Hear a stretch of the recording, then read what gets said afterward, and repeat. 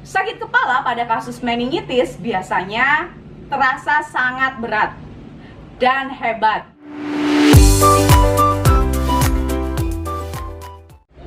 Halo, Assalamualaikum warahmatullahi wabarakatuh. Selamat datang di channel ini dengan saya Dr. Intan. Salam sehat, bermanfaat. Turut berduka cita atas meninggalnya salah satu musisi Indonesia, yaitu Glenn Fredly.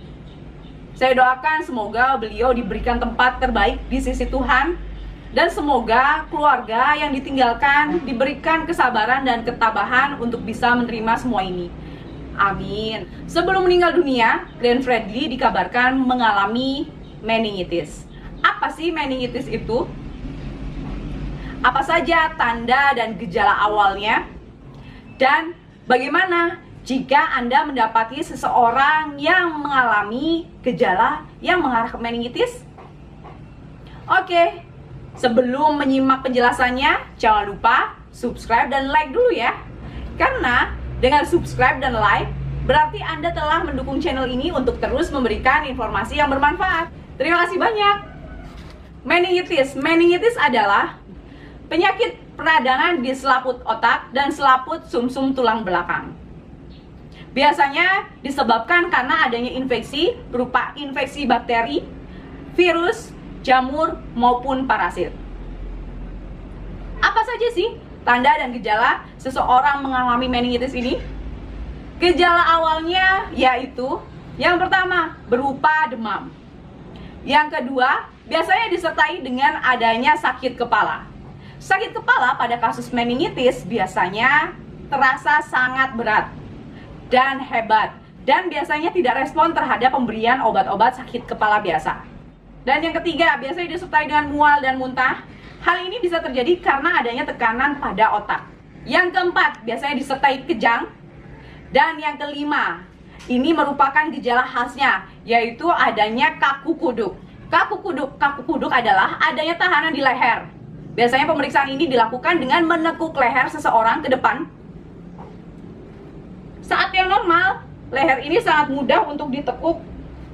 Sedangkan pada kondisi meningitis, maka leher terasa kaku dan sangat sulit untuk ditekuk. Dan pada anak-anak, gejala khasnya berupa adanya penegangan di ubun-ubun.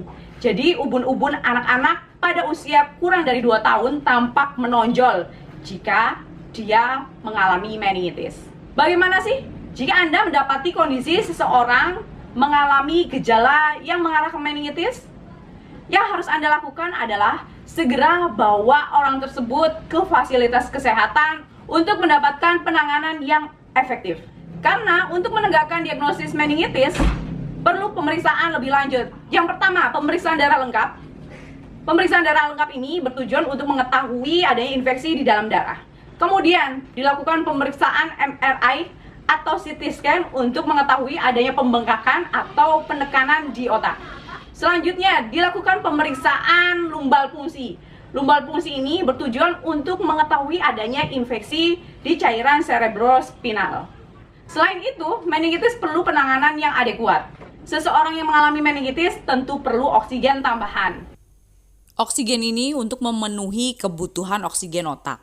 Dan orang dengan meningitis jarang mendapatkan terapi antibiotik secara oral. Jadi, segera bawa ke rumah sakit ya. Karena seseorang yang telat mendapatkan penanganan bisa berakibat yang fatal.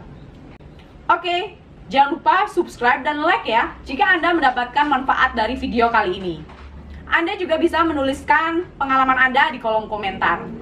Untuk mendapatkan informasi kesehatan lainnya, Anda bisa menyimaknya di video saya berikut ini. Untuk subscribe, Anda bisa mencet foto saya berikut ini. Terima kasih atas perhatiannya. Saya Dr. Intan. Salam sehat, bermanfaat. Wassalamualaikum warahmatullahi wabarakatuh.